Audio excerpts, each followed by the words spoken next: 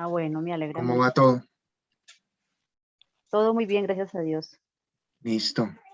Entonces voy a compartir la pantalla. Vale. Bueno, ¿y qué más? ¿Cómo les ha ido? ¿Cómo van en esa finalización del curso?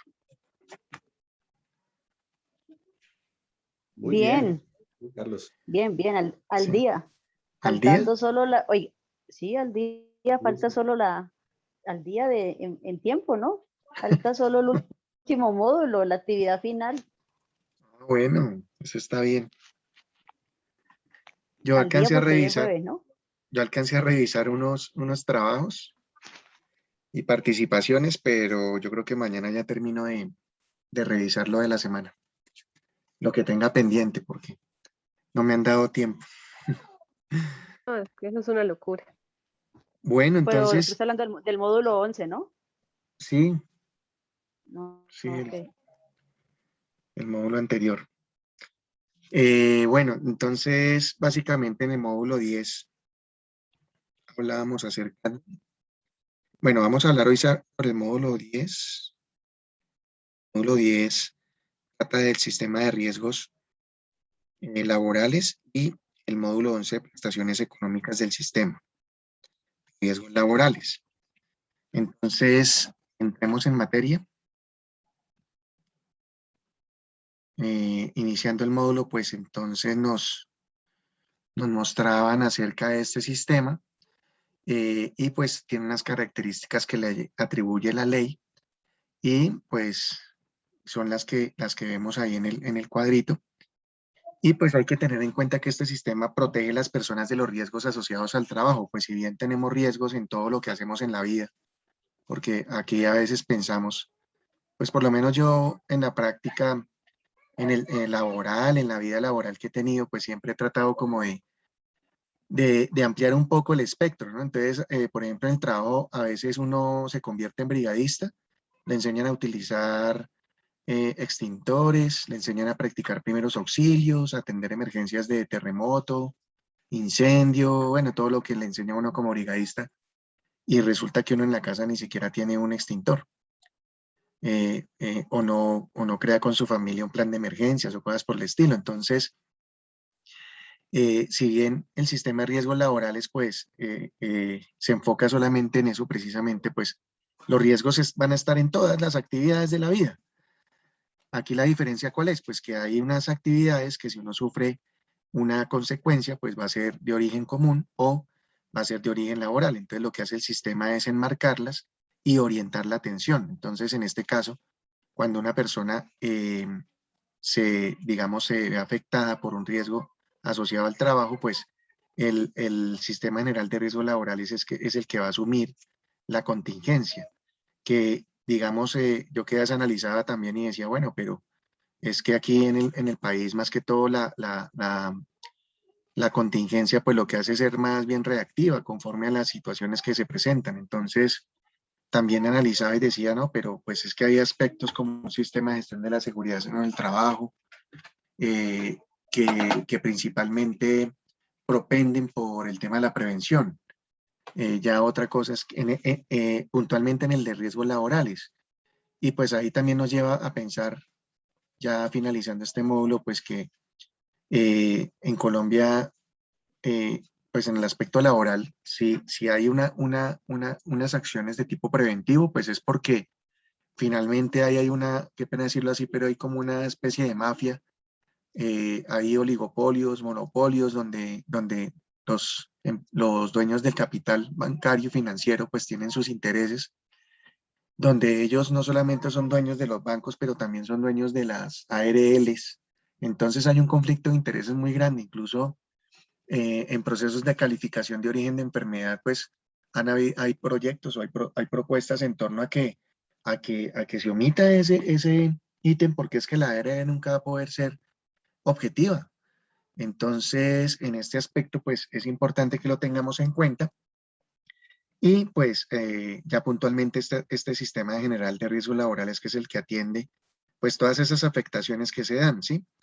Y ahí también es importante que nosotros tengamos en cuenta que que en todo este proceso pues hay unas situaciones que se presentan pre y post. Entonces aquí a veces como trabajadores, como no conocemos o las empresas no nos capacitan, pues de pronto no sabemos cómo actuar. Y resulta que sí, a veces podemos entrar a dejar cualquier cantidad de evidencias de de que los bancos o las empresas no están cumpliendo con sus responsabilidades en torno a esto. Ya puntualmente acá, pues sí, lo que hace este sistema básicamente, como les decía, pues es eso, proteger a las personas en torno a esa afectación. Aquí es importante tener en cuenta este apartado acá de la clasificación de los riesgos. ¿Por qué? Porque con base en esa clasificación las empresas pagan al tema de riesgos laborales, ¿sí? Y lo que han hecho es una clasificación, creo que más adelante nos lo explica, en torno a la clase de riesgo. Y pues ahí, en un momento, eh, pues ahí básicamente lo que hacen es enmarcar la actividad en la clase de riesgo y lo que hacen es ponerlo por niveles, ¿sí? Entonces, la clase de riesgo determina ese valor. Lo mismo que la afiliación que es obligatoria y recuerden que cuando se afilia a la persona, pues no es que quede una vez activa en el sistema, entonces eso es importante tenerlo en cuenta y creo que en la actividad o en el foro se preguntaba al respecto.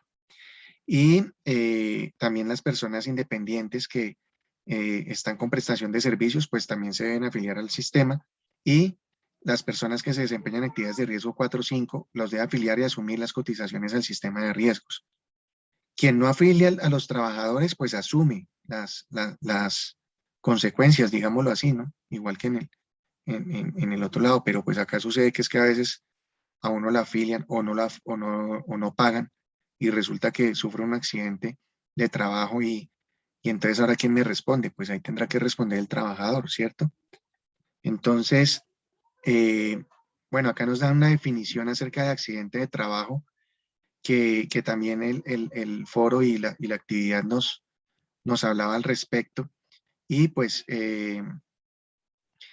es una definición jurídica, ¿sí? Entonces hay también una interpretación que gira en torno a eso y pues ahí hay 5 definiciones diferentes de accidente en virtud de lo expuesto por la ley 1562. Entonces esa ley viene a resolver el vacío que se presentó durante varios años, pues hubo una ley primero que fue la 1295 que definió, luego la Corte Constitucional declaró inexequible, entonces como que con la ley 1562 del 2012 se cerró el tema, digámoslo así, e incluso hay tendencias mundiales en decir que pues que eso es un avance, pero pues hay países, por ejemplo, donde el traslado del trabajador si hay un accidente del traslado del trabajador a la casa a la oficina, pues se considera accidente de trabajo. Entonces, acá no lo concibe, a menos de que el empleador ponga el transporte, pues eso es como hay una controversia, ¿sí? Porque en realidad acá entonces quiere decir que la hora y media, por ejemplo en Bogotá, para yo llegar al trabajo tengo que demorarme hora y media o hasta 2 horas en llegar. Entonces, en ese lapso de tiempo, si a mí me pasa algo, pues yo puedo estar ya en modo de trabajo, ¿sí? Más si tengo pendientes, entonces ahí hay un debate. Y pues por lo general ahí, yo me acuerdo mucho que el HCBC antes de irse de Colombia empezó ¿qué? A poner transporte. Pues como ellos necesitaban tenernos contentos en cierto modo, entonces una forma de tenernos contentos fue pues poniéndonos unas buceticas ahí para que nos llevaran a la casa y resulta que pues les tocó quitarlas porque se dieron cuenta que donde ocurrió un accidente pues les tocaba ponerlo por ese lado y pues también pues porque eso implica también otros desarrollos en el sistema de gestión. Pues en realidad yo no entiendo por qué el empleador a veces le da miedo hacer esas cosas porque finalmente el que va a la que responde, en ese caso, pues será la ARL, ¿sí? Lo que pasa es que sí, ya cuando son accidentes fatales, pues como se agranda el problema y ya entran otros entes de control a investigar más, pues yo creo que ellos el temor es más bien quedar expuestos ahí en la mala gestión que realizan en todo esto. Entonces aquí está la definición Yo no sé si tengan alguna duda porque no me voy a poner a leerla toda de lo que ustedes leyeron ahí en la definición, si tengan alguna duda en torno a esos 5 aspectos que trata. No, yo creo que está bien. Listo. Por ejemplo, Nancy, Todo claro. yo recuerdo que Nancy Dime. sufrió un accidente de trabajo, no sé si fue el año antepasado, mientras ejercía su labor sindical. Y ella reportó el accidente de trabajo, ¿cierto? Sí, eso fue O ya cuando se le estaba olvidó. embarazada. No, sí, sí, sí, cuando estaba, precisamente tenía como, no, hacía como 2 días, 3 días había reclamado la prueba de embarazo positiva. Tenía días, semanas de embarazo. Tuvimos un accidente con el compañero Alonso y Marcela, que un carro nos dio, quedamos en sándwich, ¿sí? Un carro nos dio por detrás, pues el carro donde íbamos, y era un semáforo y la persona adelante pues tampoco había arrancado y pues quedamos en el medio, ¿no? Entonces nos dimos adelante y atrás. Sí, yo lo reporté y pues a mí me atendieron inicialmente por el SOA del carro, pero pues sí estuvieron muy pendientes de mí porque yo lo reporté inmediatamente y pues hizo pues todo como el, la evaluación pues necesaria por el caso y estuvieron monitoreándome y pues más que yo estaba en estado de embarazo, pero no pasó como a mayores. Y del Bien. banco también me llamaron a hacerme ahí unas preguntas y a estar disque pendiente de mí, pero no, Sí. no, gracias a Y Dios no miren, pasó a mayores.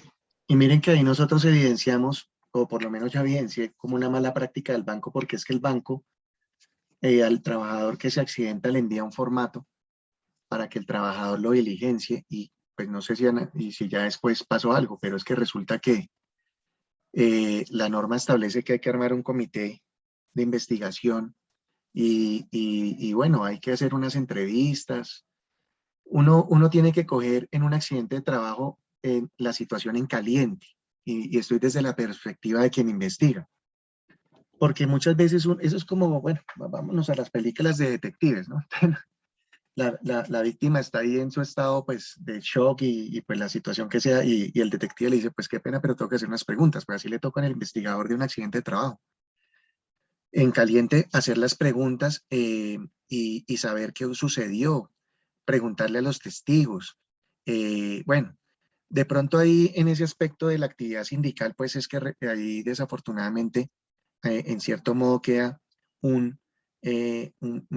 un vacío puede quedar porque uno dice, bueno, ¿y qué es ¿cómo es? Un cumplimiento de la función sindical? Bueno, ¿y qué es ser uno sindicalista?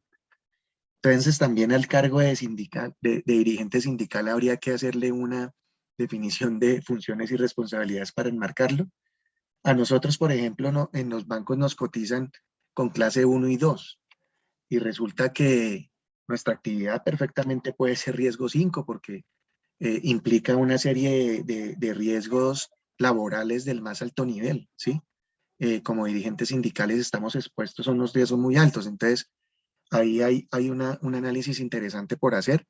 Y también muchas veces otras situaciones que se presentan y que no tenemos en cuenta es que los trabajadores, que es que antes de un accidente puede ocurrir un casi accidente, que es lo que se llama un incidente de trabajo. Entonces, a nosotros nunca nos han dicho como trabajadores, por eso voy a la mala gestión que tienen las empresas, de que un casi accidente también hay que tratarlo como si fuera un accidente. Es decir, si una persona va caminando y se resbala, pero no se cae, no sufre una lesión, eso se constituye como un casi accidente, pero esa persona tiene que reportar ese incidente y hacer una investigación porque es que el día de mañana puede que la otra persona que pase por ahí se resbala y esa sí se caiga y se parta algo. Y resulta que puede ser una causa, ¿por qué no? Pues porque hay una gotera en el pecho, porque hay un tubo roto, porque la persona que hace el aseo pues no tiene la precaución o cosas por el estilo. Entonces son situaciones que a nosotros nos dicen y resulta que también las empresas, es una mala práctica, pues a la gente como que les hacen creer, eh, como que les hacen creer que eso es malo, ¿sí? es malo reportarlo. Y resulta que el silencio pues es una causa de accidentes, ¿sí? Porque la gente pues no dice nada. O aquellas personas que sufren los accidentes y prefieren no decirlos por temor. Entonces, acá nosotros el trabajo nuestro, ¿cuál es? Pues tener clara la definición del accidente de trabajo, ahondar un poco más, porque es que también a nosotros, algo que dice la norma es que nos tienen que socializar los riesgos y peligros inherentes al cargo. Es decir, si por ejemplo Claudia es cajera, Claudia debe saber a qué riesgos está expuesta. Claudia debe saber que está expuesta a un riesgo osteomuscular, a un riesgo psicosocial. Ella debe saber que principalmente, ¿no? No pueden ser, no serán los únicos.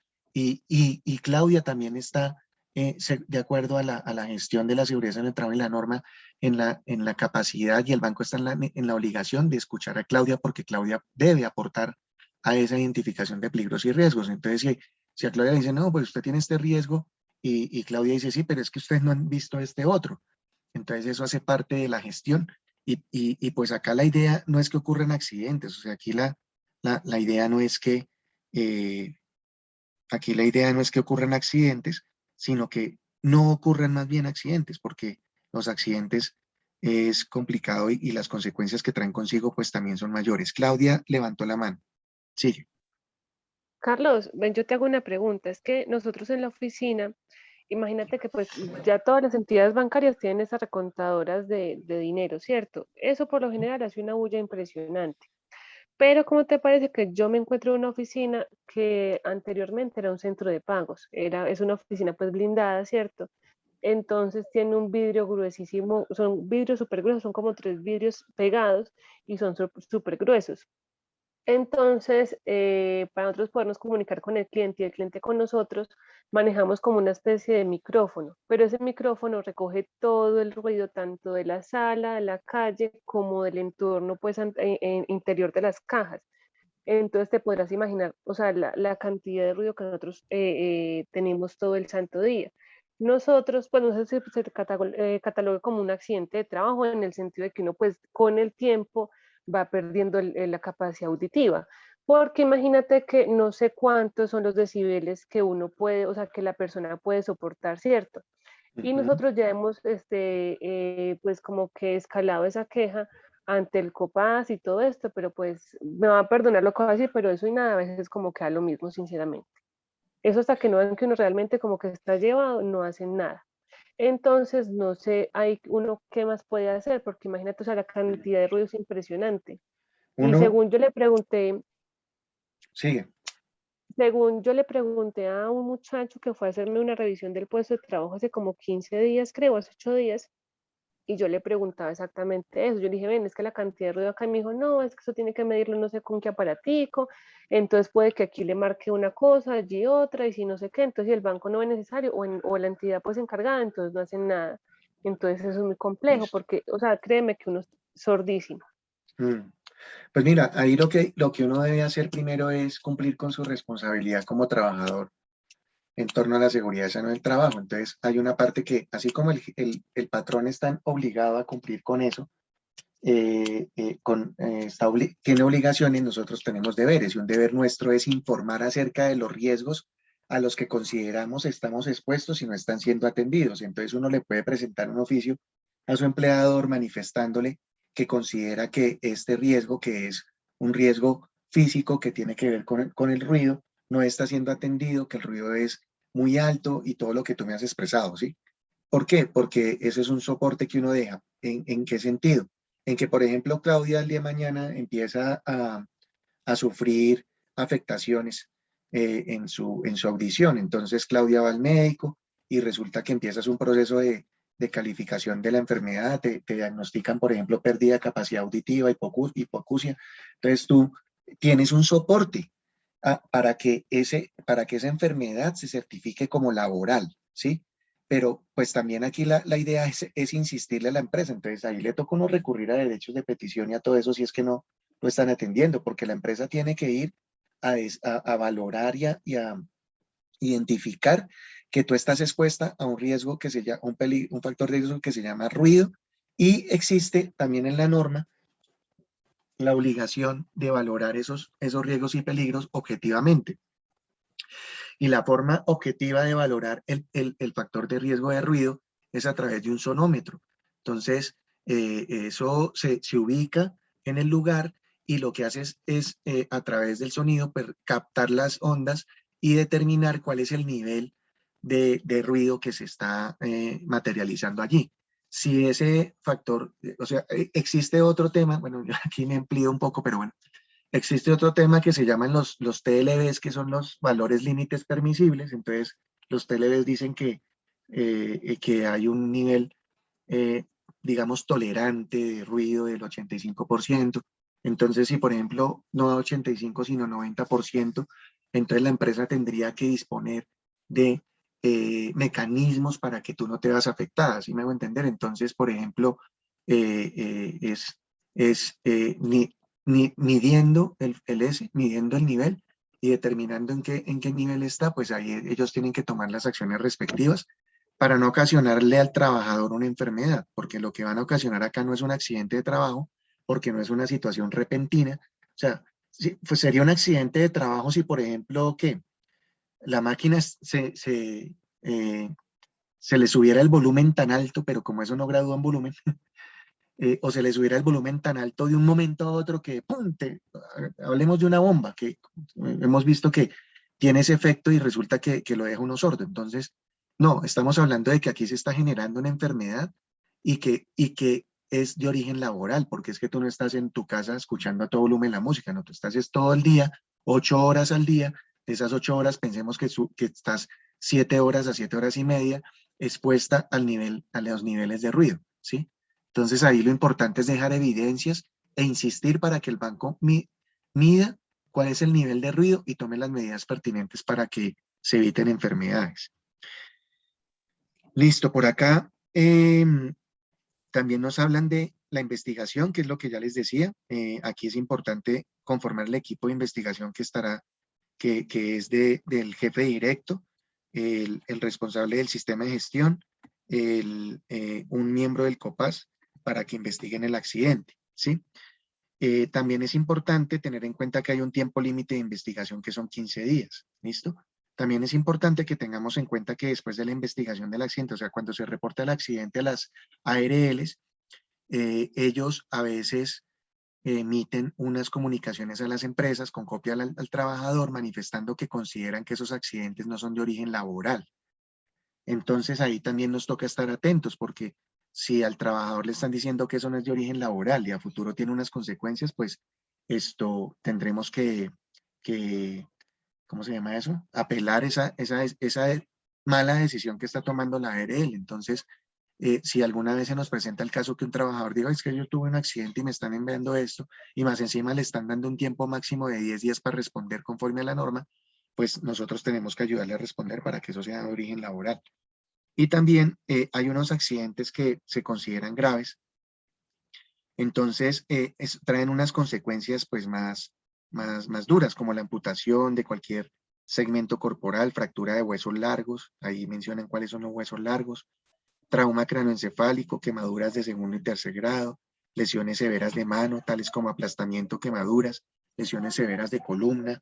eh, eh, entonces, yo me acuerdo que hay un compañero que en una ocasión estaba cerrando la bóveda, que yo creo que es un accidente que todos los cajeros por ahí de pronto hemos tenido, o casi tenido, y resulta que sufrió un aplastamiento de lo que llaman la falange, o hagan de cuenta el dedo índice aquí arribita, el primer huesito, y resulta que él ahí le tuvieron que raspar el hueso y quitarle un poquito, entonces tiene solamente piel, entonces es súper difícil porque él tiene mucho dolor y pues producto de ese accidente tiene esas consecuencias. Entonces cuando es un accidente grave, pues ahí ya entra otra persona a participar de la investigación, que es un profesional con licencia propio de la empresa o contratado. Cuando hablan de licencia en salud ocupacional, ¿a qué se refieren? ¿Saben a qué se refiere?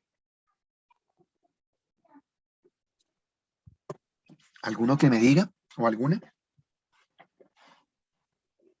Con licencia, no, que sea profesional, me imagino yo en el tema y tenga como un aval, me imagino que como los peritos que hacen de pronto esos evaluados de casas o algo, apartamentos, de propiedades, tienen que tener como una agremiación donde los avalan, diría yo, algo así. Listo. Sí, Creo cuando que, buenas uno, tardes, creo que es una licencia, es como la que le da para ejercer o para, como el abogado, por decirlo así, debe cumplir unos ajá, requisitos. Creo que es ser así es. profesional en seguridad y salud en el trabajo y creo que por lo mínimo las 50 horas del programa de salud. Así es, cuando uno estudia salud ocupacional o seguridad en el trabajo, pues uno puede ser técnico, tecnólogo, profesional o especialista. Entonces, cuando se gradúa, uno va a la Secretaría de Salud y le entregan la licencia. La licencia es un registro que ellos tienen y conforme al grado del estudio, lo habilitan para.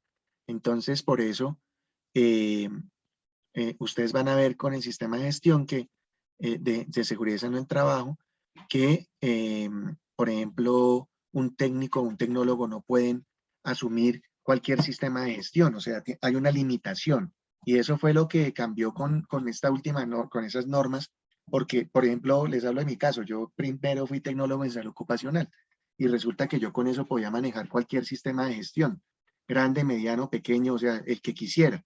Después de la norma, después de que cambió la norma, entonces resulta que yo ya no podía atender cualquier sistema, me limita un número de personas y un nivel de riesgo. Ya después, cuando terminé psicología y ya hice la especialización, entonces ahí sí yo ya puedo, no solamente puedo atender cualquier sistema de gestión con cualquier cantidad de personas, sino que también eso me da el aval para hacer mediciones, o sea, atender el riesgo psicosocial en mediciones en cuanto a la aplicación de baterías y cosas por el estilo. Entonces, a eso se refiere cuando hablan de la licencia. Entonces, la persona que está ahí como responsable del sistema en el banco, pues tiene que tener esa licencia. Y dependiendo el nivel de estudio, pues también la capacidad de acción. Bueno, aquí está también la definición de enfermedad laboral, que pues obviamente tiene que ver con esa afectación o esa enfermedad que se contrae como resultado de la exposición a factores de riesgo inherentes a la actividad laboral. Y pues ahí por eso es lo que yo le decía ahorita a Claudia, que nosotros tenemos que estar muy atentos a esos riesgos que consideramos que nos pueden generar esas enfermedades, porque es una lucha acá en el sistema general de riesgos laborales demostrar que las enfermedades son de ese tipo. Y si bien hay una tabla de enfermedades, hay otras que no están incluidas y en las que no están incluidas, pues nos toca entrar a sustentar, digamos, o a demostrar que fueron adquiridas por causa o con ocasión del trabajo. Entonces, por eso es importante que nosotros pues no nos confiemos en ese sentido y siempre dejemos evidencias. Uno puede tomar fotos, videos del puesto, que la silla está dañada y resulta que yo la reporté, llevo un mes y no me la arreglan, hombre. La silla me va a enfermar, la silla me está enfermando, me tiene jodido de la espalda. Entonces yo me voy para el médico, doctor, tengo dañada la silla. Hace tal día pedí el cambio o el mantenimiento y no me lo han hecho, ya ha pasado un mes. Tengo esta afectación. Entonces ahí queda un registro en la historia clínica y también estar seguros de que el médico lo incluyó en la historia clínica, ¿no? Decirle, oiga, pero es que yo dije esto y usted no lo está poniendo acá. Yo necesito que usted me diga, y si no me cree, mire, aquí está el soporte, pero necesito que me lo ponga en la historia clínica, porque es que si yo el día de mañana tengo que ir a reclamar y decir que esa enfermedad laboral, pues no me van a creer. Entonces eso es importante. También hay los agentes de riesgo, que es importante que lo tengamos en cuenta.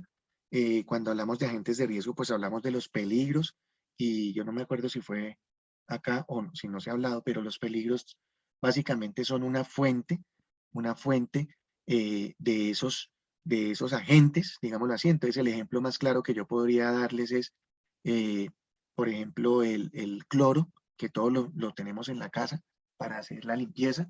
Entonces, cuando la botella de cloro está ya quietica, tapada, debajo del lavadero, la podemos asumir como que eso es un peligro, ¿sí? Es decir, es una fuente. Cuando nosotros vamos y abrimos la botella, ¿qué es lo que va a salir? Pues lo primero es que vamos a sentir el olor, ¿no? Pero eso también emite un vapor, porque eso es un químico, estamos tratando con un químico. Entonces ese vapor, pues lo aspiramos y puede afectarnos, puede ocasionar una intoxicación. Entonces cuando hablamos de esa acción, cuando hablamos de ese riesgo, es cuando esa fuente ya se constituye por una situación, por una variable, en un factor de riesgo que nos pueda afectar. Entonces, como les digo, las escaleras del banco, las escaleras allá quieticas, pues se ven bonitas, se ven cómodas, se ven chéveres, no hay problema, son una fuente, pero cuando yo resulta que subí a hablar con mi jefe y en la bajada me caí, pues ahí es cuando, o más bien la probabilidad de que yo suba a hablar con mi jefe y de bajada me caiga es lo que se constituye como un factor de riesgo. Y es lo que nosotros tenemos que tener en cuenta, de que la empresa nos debe advertir de que si usted sube y baja las escaleras se puede caer. Entonces nos tiene que decir, tenga cuidado, tiene que señalizar, tiene que poner avisos donde diga precaución, baje con precaución, tiene que poner se me olvida el nombre técnico de eso ahí en los escalones, donde no permite que, antideslizantes, ¿sí? Donde no permite que uno se resbale. Y más encima tiene que poner la señalización de tal forma que si estamos de noche y se va la luz, pues por lo menos sepamos que están las escaleras y nos guían. Entonces esas son las acciones que hay que tener en cuenta también. Y los grupos de enfermedades, pues que que solo se presentan en contexto laboral, se clasifican en laborales directas y en grupos o categorías, que eso es lo que yo les hablaba de la norma que estableció la tabla de enfermedades. Y pues el ejemplo más claro ahorita podría ser la enfermedad del COVID, que a las personas de salud, personal de salud, pues se les clasificó como directa. Entonces, es decir, que si a estas personas les da COVID, inmediatamente se clasifica la enfermedad como de origen laboral y pues obviamente lo que logran con eso es que no sé, como el personal de salud, pues obviamente eran los más expuestos al factor de riesgo del contagio, pues entonces lo que hacen es quitarle carga al otro sistema de seguridad social y dejárselo a este sistema que es el laboral. Entonces, básicamente por eso fue que a este gremio les pusieron bueno, acá está lo que estaba hablando. Les hicieron esa medida, ¿sí? Y la clasificaron como enfermedad directa. Ahora, cuando uno determina la causa efecto de una enfermedad que no está listado, pues ahí es lo que yo les decía. Pues hay que recopilar la mayor cantidad de evidencias para demostrar que esa enfermedad fue adquirida en el trabajo, que no fue porque yo me la pasé rumbeando todos los viernes, sábado y domingo en un sitio donde me expongo al ruido a más de 85 decibeles y menos estando en pandemia, ¿sí me hago entender? Entonces, ahí también es importante tener en cuenta que de acuerdo que hay que valorar condiciones de tiempo, modo y lugar, tener en cuenta criterios de medición, concentración e intensidad, y si no hay estas mediciones, pues se puede hacer una reconstrucción de la historia ocupacional. De ahí cobra importancia lo que tiene que ver con momentos en que uno considera que esa enfermedad surgió y qué hacía yo en esa época, en qué puesto estaba, porque es que, por ejemplo, resulta que nosotros padecemos enfermedades en este momento que adquirimos, no sé, 5 años atrás. Y resulta que si yo hace 5 años era cajero y hoy en día soy asesor, entonces ya estoy en un puesto diferente y resulta que en ese puesto antes yo tenía otras condiciones. Entonces, por eso es importante que tengamos en cuenta eso. Lo mismo que la enfermedad pues se relacione con esa causal de factor de riesgo y que tenga un concepto de índole médico. Solo un médico podrá determinar de qué enfermedad se trata y si está en presencia o no de enfermedad laboral. Y en consecuencia, la discusión sobre la enfermedad laboral no siempre deberá estar acompañada por un soporte médico. Bueno, aquí nos hablaron de los factores de riesgos. Hay una guía técnica que es la GTC 45 y no sé si sepan qué es la GTC 45, que básicamente qué hace esta guía. Como les decía, por el sistema, o sea, la base de un sistema de riesgos, la base de un sistema de gestión de la seguridad sana del trabajo es la identificación y valoración de peligros y riesgos. O sea, yo no puedo empezar a implementar un sistema de gestión si yo no sé qué riesgos tengo. Entonces, lo primero que uno, o las primeras cosas que uno debe hacer en este sistema es crear o establecer un procedimiento para identificar identificar y valorar estos peligros y riesgos. Entonces la GTC 45 lo que nos da es una metodología, ¿sí? y la GTC 45 lista en una tabla esos peligros y riesgos. Espérenme, yo la busco acá rápido y se las muestro.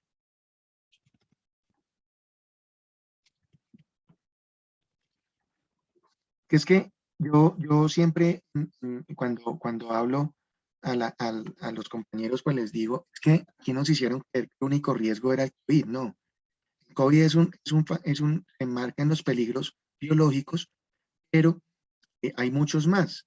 Claro, el COVID en este momento podría considerarse el riesgo prioritario a tratar, ¿sí? ¿Ustedes sí están viendo la tabla?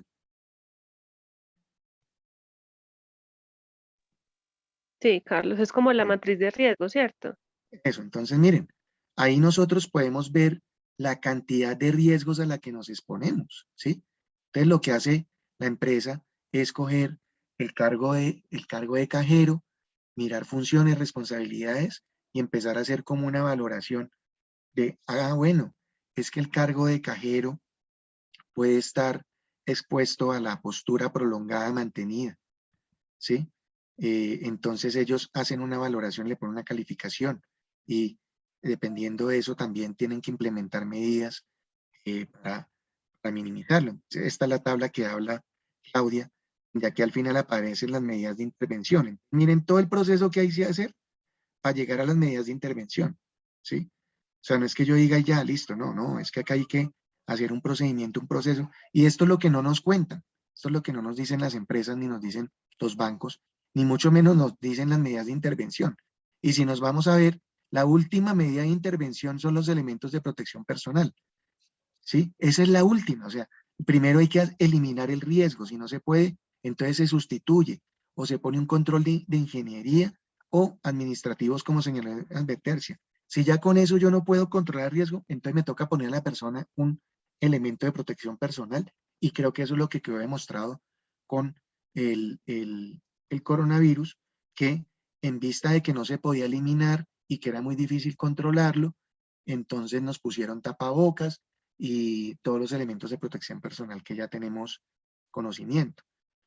Entonces, básicamente aquí nos los listan, nos mencionan cuáles son los factores de riesgos.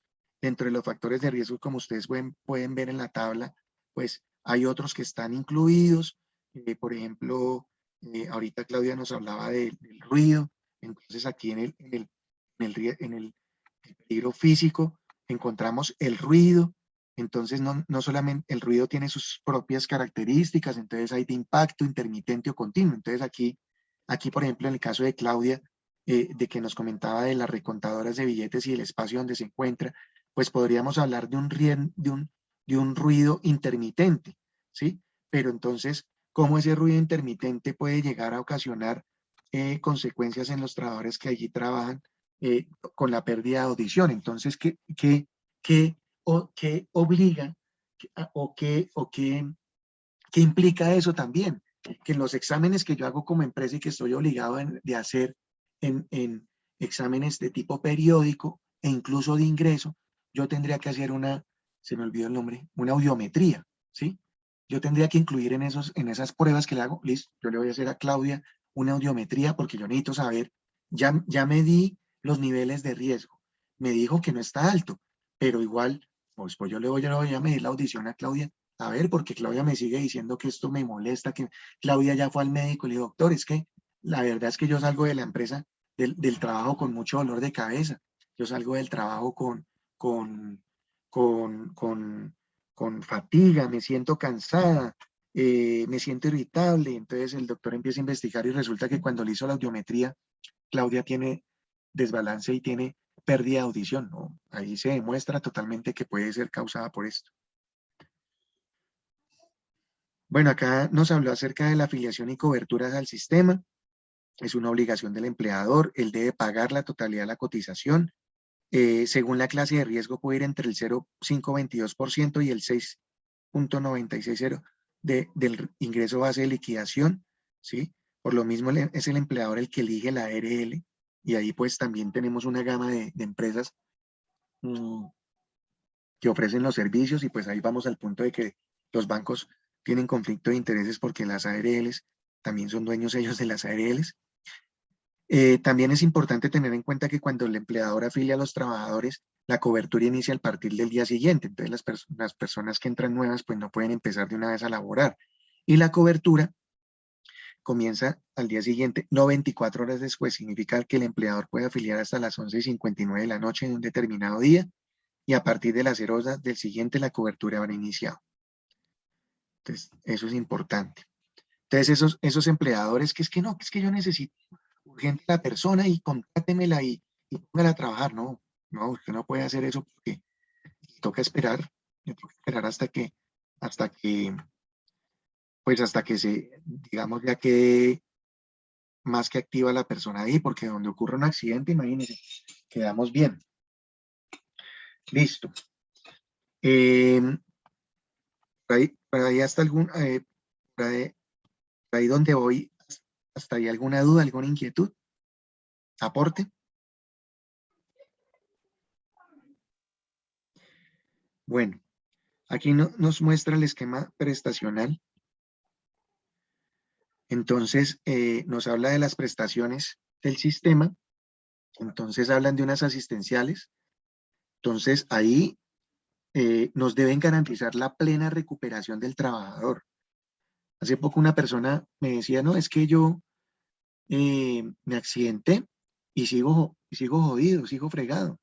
Y resulta que en la ARL me dijeron que ya no me atendían. Yo le dije, no, en la ARL no la pueden dejar de atender porque usted no le han dado el alta. O sea, la ARL lleva el proceso hasta que usted termine el proceso. Ahí cuál está el pleito o cuál es la controversia, que a veces el trabajador, la ARL le está diciendo, el médico le está diciendo, bueno, yo le voy a dar el alta porque usted está bien, y resulta que el trabajador le dice, no, pero yo no me siento bien, yo todavía me siento enfermo. Entonces ahí puede generarse una controversia. Entonces acá hay asistencia médica, quirúrgica, terapéutica, farmacéutica, porque es que a veces resulta que usted fue a la atención del accidente y le mandaron unos medicamentos y usted va y los compra de su plata. Yo me acuerdo una vez, un trabajador que le pasó eso y fue y los compró y no, usted no tenía por qué comprarlos. La ARL se los entrega. Entonces aquí hay suministro de medicamentos, su reparación, reposición solo en casos de deterioro de desadaptación, en caso de prótesis y órtesis.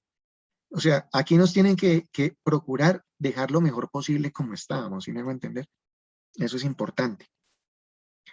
También los servicios los presta la EPS, donde está afiliado, con cargo a la ARL. Entonces, como quien dice, entre ellas se entienden y cuadran, ¿sí? Y es diferente lo que ocurre en el sistema de salud. Las prestaciones asistenciales no se encuentran limitadas. Entonces, aquí no hay limitación en esas prestaciones. Bueno, aquí nos hablan de 5 prestaciones dentro del sistema: subsidio de incapacidad temporal, indemnización por capacidad permanente parcial, pensión de invalidez de origen laboral, de sobrevivencia y auxilio funerario. Entonces, el único requisito es que para reconocer al trabajador es que sea en consecuencia de un accidente o una enfermedad laboral. Entonces, por eso hay que surtir primero el proceso de que se certifiquen como tal. Pues en el caso de los accidentes es más fácil, en el caso de las enfermedades es más complicado.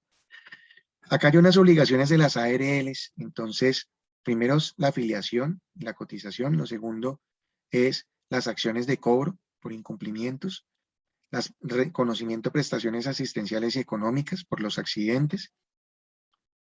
Bueno, acá también hay controversias porque se hagan, como dicen, las locas y no quieran certificarlo.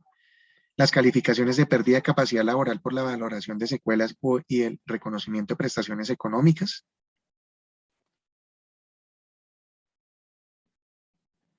Ellos también están para apoyar y adelantar programas, campañas y actividades de educación y prevención orientadas a que las empresas conozcan y cumplan las normas, brindar asesorías a las empresas, asesoría técnica para el diseño de sistemas de gestión y el desarrollo del sistema de vigilancias epidemiológicas.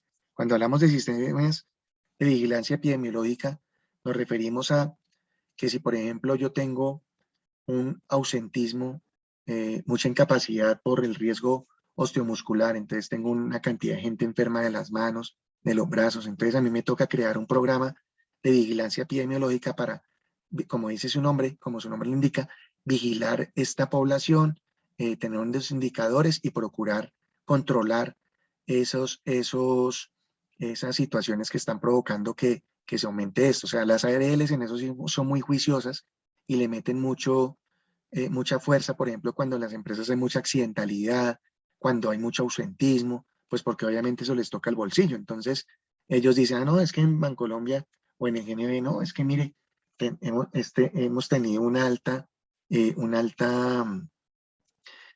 ausentismo por riesgo osteomuscular, tenemos que crear un programa y bajar esos índices, porque obviamente a ellos les toca responder por las incapacidades y todo.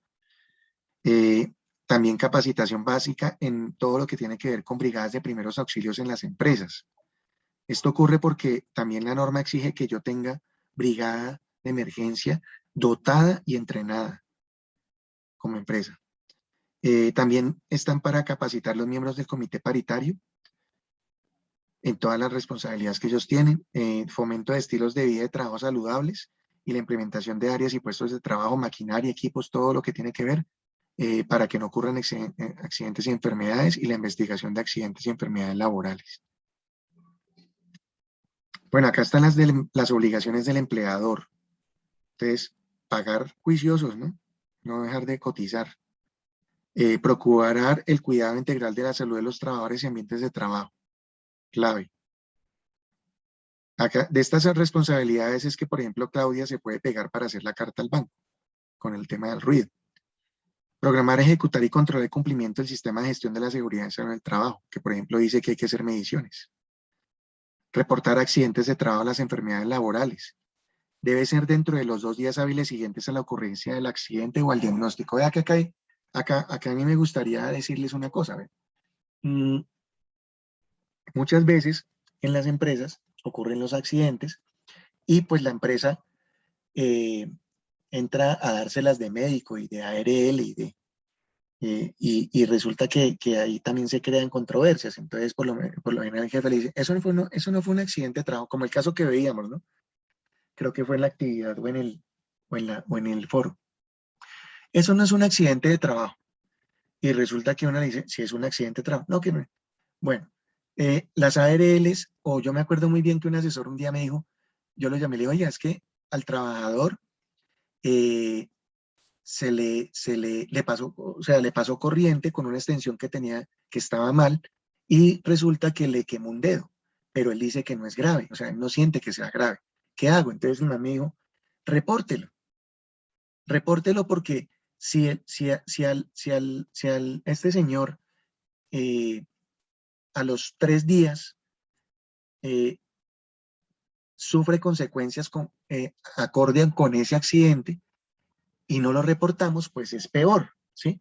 Entonces muchas veces, por eso yo insisto en que las empresas, o sea, la única concepción que yo tengo de que una empresa no reporte un accidente de trabajo es porque tiene una alta accidentalidad y no quiere como ponerse en evidencia de su mala gestión de la seguridad en el trabajo, ¿sí?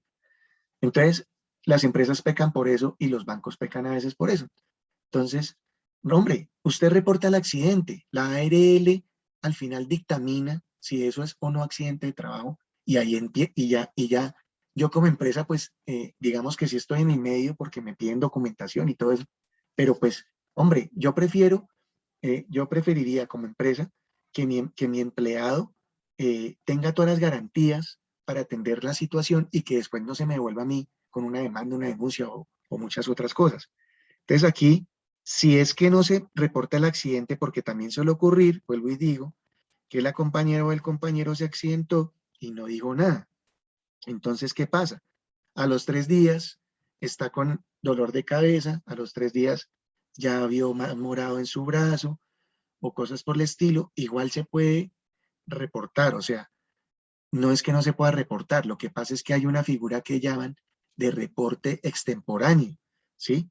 Pero igual lo tienen que recibir y ahí sí no me pregunten después de eso qué pasa, pero pues es preferible llamarle y decir, oiga, tengo este trabajador, no me reportó, ahora me resulta con esto, ¿qué hago? No, reporte extemporáneo y ya la ARL tendrá un procedimiento para valorar si lo recibe o no, si me hago entender, pero sí es importante reportarlo.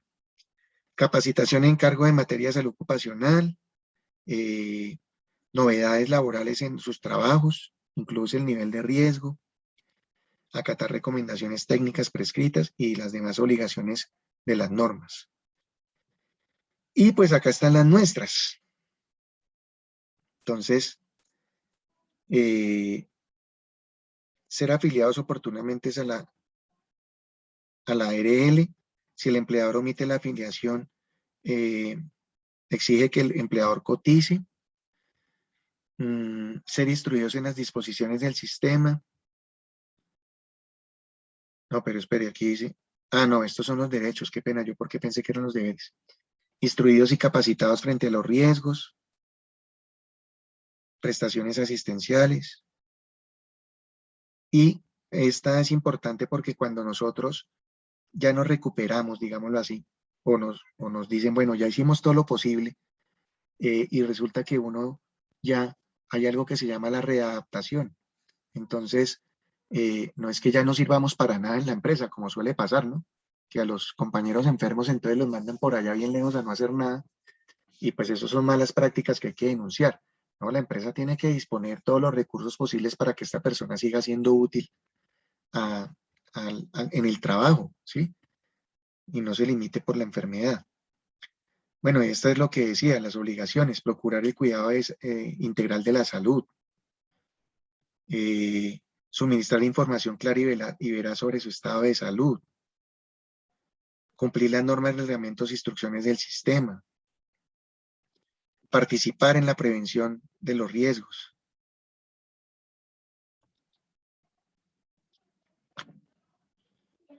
Y pues también informar sobre los accidentes que sufren.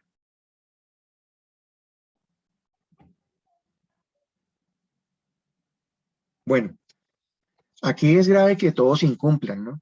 Pero pues a nosotros poco nos hablan de esas normas, digamos, de esas responsabilidades, y pues también el sistema de gestión dice que usted en los perfiles de cargo o en los cargos tiene que también poner, pues, cuáles son las responsabilidades que uno tiene como en torno a la seguridad en el trabajo. Y pues uno ve que hay compañeros que, por ejemplo, cuando las empresas tienen actividades de pausas activas, pues no se levantan y no hacen las pausas, ¿no, papito?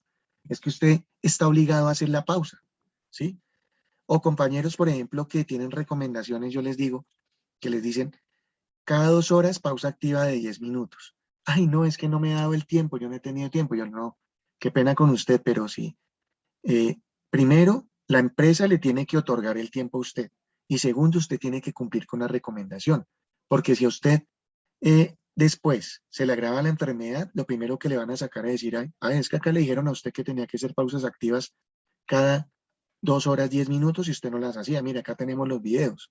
Entonces es que si a mí la empresa no me da la facilidad, pues yo dejo evidencia de que no me la está dando, precisamente para que después no digan que por mi culpa es que yo me enfermé más. Listo. Entonces, vamos a mirar la actividad de repaso entonces, y seguimos. Ya se me fue la...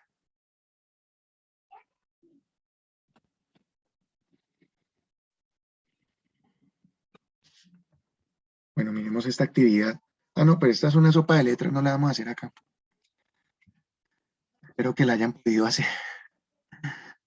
Entonces, ¿qué les parece si nos vamos para el módulo 11? ¿O hay alguna inquietud, algún aporte? ¿Quién habló? Carlos, Dime. hola, Hola. tenía una consulta sobre el tema del COVID en cuanto a la enfermedad que pues, fue como calificada enfermedad laboral, ¿cierto?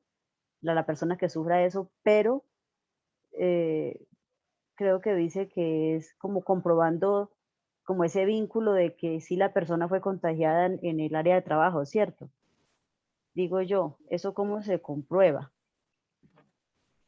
Porque eso es algo que quedó como ahí, porque dice que la persona, que esa enfermedad es catalogada como enfermedad laboral, ¿no? El COVID, Sí. la persona que haya sufrido el COVID. Sí, pero quedó ¿Cómo se directa comprueba? para... O sea, Ahí esa enfermedad quedó directa para el personal de salud, ¿no?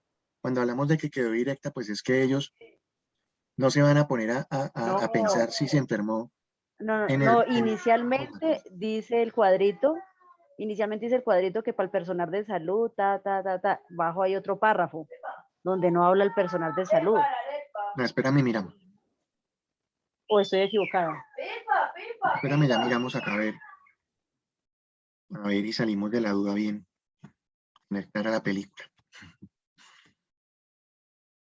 Era por acá, si no estoy mal.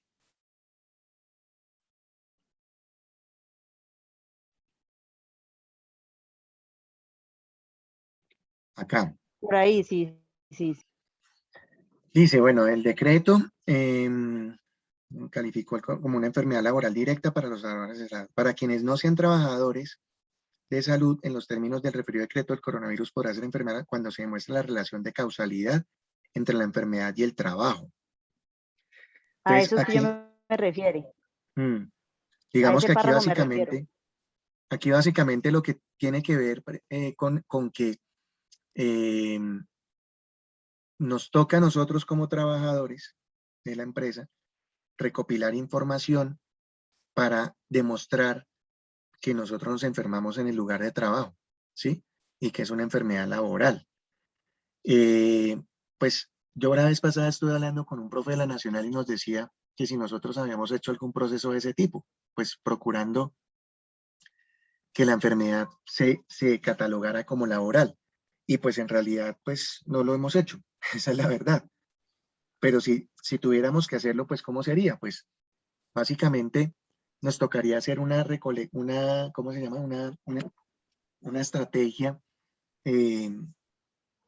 digamos, de inspección, de mirar la norma, de mirar la norma con la que debe cumplir el banco, de recoger evidencias que demuestren de que hay una causalidad entre la enfermedad y el trabajo, ¿sí me hago entender? Entonces, si por ejemplo yo recopilo información de que el banco en ningún momento aplicó los protocolos de bioseguridad, de que no cumplió con esas medidas, pues si tengo esas evidencias, podría yo empezar el proceso para demostrar, o para más bien para que me cataloguen la enfermedad como de origen laboral. ¿Sí me hago entender? Esa sería como la forma. Sí, porque es que pienso yo, por ejemplo, en Cali hay casos de una oficina, creo que es la única oficina que donde han resultado casi todos los casos de COVID, ¿no? Mm, Ha sido repetitivo la misma oficina.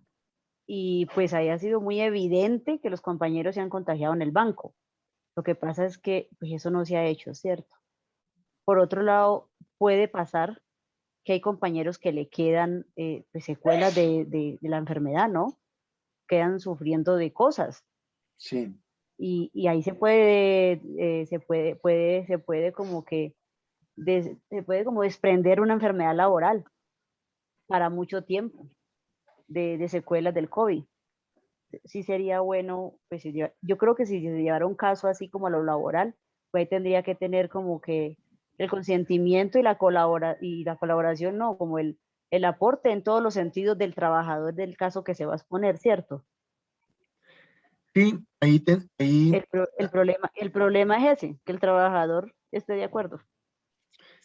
sí, y porque pues, lo que les digo, le toca a uno recoger como esas evidencias y como quien dice es la palabra suya contra la mía, ¿no? Entonces, decirle en la EPS, bueno, yo considero que esta enfermedad laboral necesito que inicie el proceso de calificación. Y la ERL entonces le va a pedir a la empresa los documentos necesarios como eh, pues el cargo o las actividades y la matriz de peligros y riesgos, y seguramente le van a pedir documentación en torno a lo que ha hecho como medidas de prevención, y el trabajador también le va a pedir la información, y pues ahí es donde el trabajador tendrá que demostrar a través de evidencias pues de que sí fue en el trabajo y no fue en otro lado. Pues ese es como el mayor inconveniente que con el COVID, porque finalmente pues es un peligro que está en todos lados, ¿no? Entonces, es que pasa, en mi opinión, tiende a complicarse como se complica, por ejemplo, el factor de riesgo psicosocial. porque el factor de riesgo psicosocial tiene tres dimensiones, que son la intralaboral, la extralaboral y la individual. La diferencia es que para determinar si una enfermedad psicosocial o un trastorno psicológico psiquiátrico es causado o no por el trabajo, pues ya contamos con una herramienta técnica que es la batería de riesgo psicosocial, donde yo entro y a través de unas pruebas objetivas determino si la persona se contagió, perdón, se enfermó en el trabajo o por causa o con ocasión del trabajo o por su vida extralaboral o por su aspecto individual, ¿sí? Entonces en el COVID no hay ahorita una prueba objetiva que me diga yo dónde me contagié. O sea, si tuviéramos un tipo de COVID en la empresa y otro en la calle, pues seguramente yo podría aplicar la prueba y me diría, no, pues este COVID es del trabajo y este es de la calle. Entonces, pues sería más fácil, pero como es un diagnóstico genérico, entonces aquí tendríamos que empezar a recoger otros aspectos que demuestren que uno se contagió en el trabajo. Y pues ahí es donde va a entrar el debate y la controversia fuerte, porque obviamente el banco va a decir, no, este man se contagió, fue en la casa, ¿sí? Y acá yo en el banco tengo todas estas medidas, mire, por eso es que ellos ponen y dejan evidencia, ¿sí?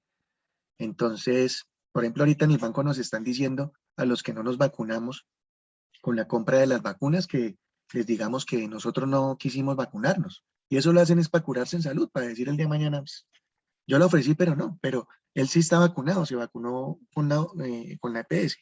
Entonces, eso se puede, pero sí hay que, como dicen, recolectar la información necesaria para demostrar que hay una relación directa entre el trabajo y la enfermedad.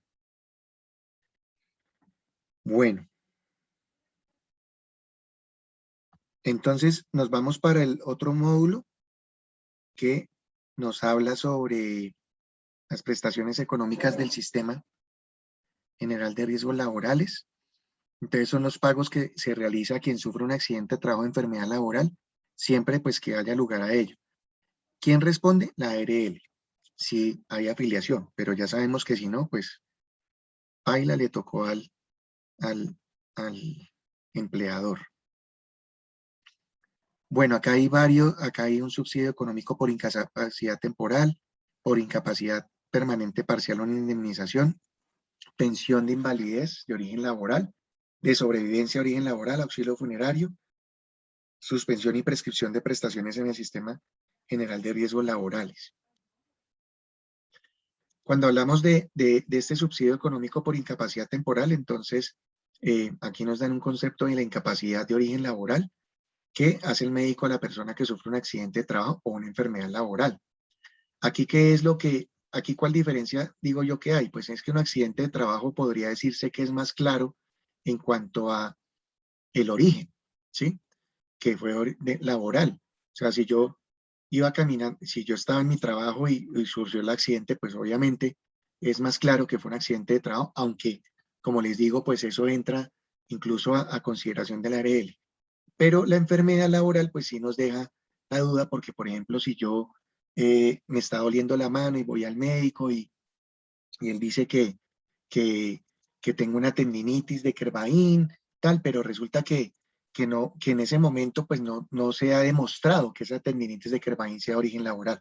Entonces, ahí pues entraría como común y por eso, como veíamos anteriormente, el sistema tiene esa medida de que si tú te estás incapacitando y tienes un número de días de incapacidad por una enfermedad determinada, pues se entra a calificar precisamente para determinar el origen.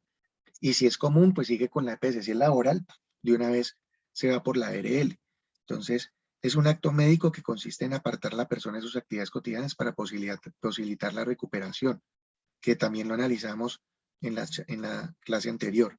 Y la incapacidad, pues es aquella que según el cuadro de la persona o lesión que presente, pues le impide desempeñar la labor la labor determinada.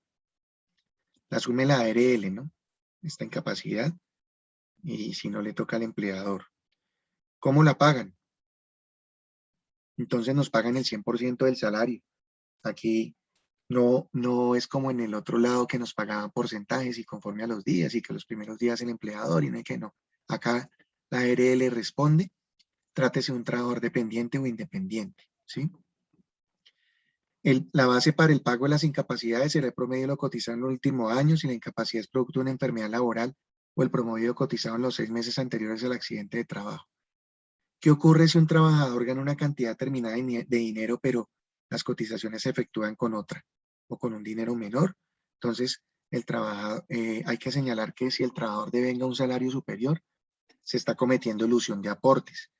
Entonces, les comentaba yo la vez pasada el caso del profe que nos contaba un compañero, el compañero Carlos Guarnizo, del profe ex técnico del 11 Caldas y lo que cotizaba y lo que le pagaban, ¿no? Entonces es una práctica muy común que se tiene y es importante, pues es una mala práctica porque a veces no dimensionamos las consecuencias que puede llegar a tener. Imagínese usted cotizando por un valor y gana otro, entonces está dejando de cotizar. ¿Durante cuánto tiempo se paga? Entonces, desde el día siguiente en que ocurrió el accidente y hasta el momento de su rehabilitación, readaptación o curación o declaración de incapacidad permanente parcial, invalidez o muerte. Bueno, acá a quién le corresponde. Entonces,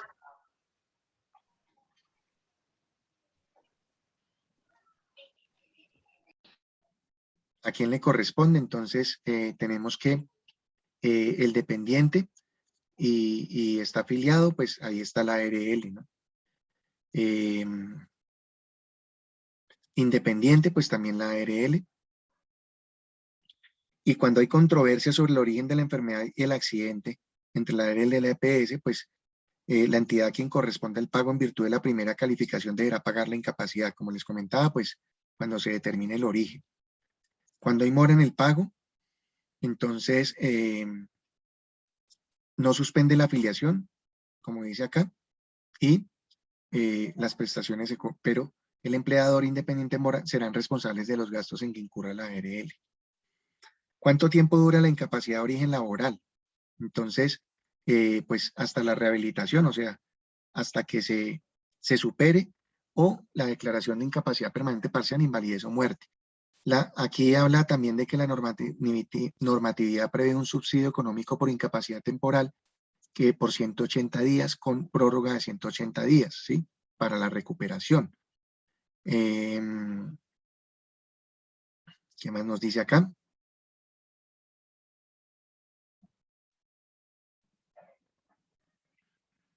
Bueno. Y esto es muy importante en el tema de la reincorporación, porque volvemos al punto. O sea, aquí yo creo que a veces nos toca a nosotros, yo a veces me he cuestionado cuando los compañeros pues han adquirido enfermedades y entran en esta situación pues desafortunada en mi opinión, pues que como que se vuelve un círculo vicioso. O sea, yo veo que como que no logran salir de ahí, o sea, no logran superar la enfermedad y en cambio como que se les vuelve más crónica, se les agrava la situación y obviamente aquí tiene una gran responsabilidad el empleador porque son tan descarados que no los apoyan, antes los persiguen más, a los compañeros que estamos enfermos los miran feos, los miran feos los compañeros, les dicen que son flojos, les empiezan a decir palabras y cosas que no son, entonces también tiende a haber un acoso. Entonces, desafortunadamente, es triste pues que las personas pues tienen su accidente, logran la recuperación y resulta que la medida del banco es que no tienen nada para ponerlo a hacer porque así son de descarados. Es que yo qué lo pongo a hacer. Eso ya, ese tipo de mensajes ya, huepucha, se le tiran a uno todo, la moral, la autoestima, todo. Entonces, ahí es una lucha, ¿sí? O sea, es una lucha y resulta que muchas veces estamos enfermos en el aspecto físico, empezamos con algo en el aspecto físico, cuando nos damos cuenta ya no dormimos bien, ya tenemos ansiedad, nos deprimimos porque eso pasa. Y conozco casos de compañeros que empezaron con una enfermedad física y hoy en día se encuentran afectados psicológicamente. Entonces, aquí, y en eso ayuda mucho el banco, las empresas y los compañeros de trabajo, porque acá no hay un apoyo, no hay como ese factor humano. Entonces, acá nos toca armarnos de valor, que es lo que a veces no tenemos, porque una persona en una condición de debilidad, pues cómo va a tener valor si ni siquiera tiene ganas de levantarse de la cama y no aguanta. Pues ahora le va a tocar ir a revirarle al jefe o al compañero que le está atacando. Entonces, nos toca también garantizar, y las empresas deben tener un programa de reincorporación laboral, ¿sí? Para garantizar eso.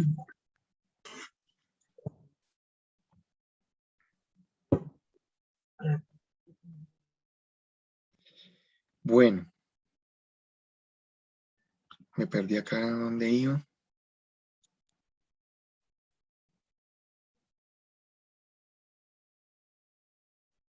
Mamá. Sigue indemnización por incapacidad. Bueno, en cuanto a la indemnización, es un pago único. Se paga en un único pago de 2 a 24 veces el salario base de cotización, de acuerdo con el porcentaje de pérdida de capacidad laboral. Entonces aquí esta tablita o esta información, ¿en qué es? Que cuando nosotros, bueno, creo que nosotros ya habíamos visto lo que era la calificación de origen y la pérdida de capacidad laboral. O, perdón, la pérdida de capacidad, sí, la pérdida de capacidad laboral. Y también recordemos que si era común o era laboral, por dónde se iba y todo ese cuento. Entonces, aquí lo que nos está diciendo es que conforme al porcentaje que se obtenga, pues se va a pagar una indemnización. Y para eso, pues, existe la tablita y conforme al porcentaje, pues se le va a pagar, conforme al porcentaje de pérdida de capacidad laboral, se le va a pagar a la persona una indemnización. Pero tengamos en cuenta que, como podemos ver acá, ese porcentaje va de 5 a 49%, porque cuando tenemos el 50%, pues lo que procede es la pensión, ¿sí? En este caso, pues de origen laboral. Y pues, eh, eh, ¿por qué es importante? Pues lo veremos ahorita.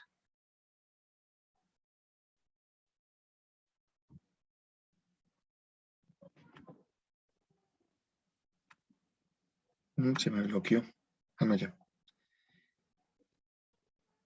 Bueno, acá nos lleva una indemnización por incapacidad permanente parcial que le corresponde a la ARL y se revise una vez que firme la calificación de pérdida de capacidad laboral.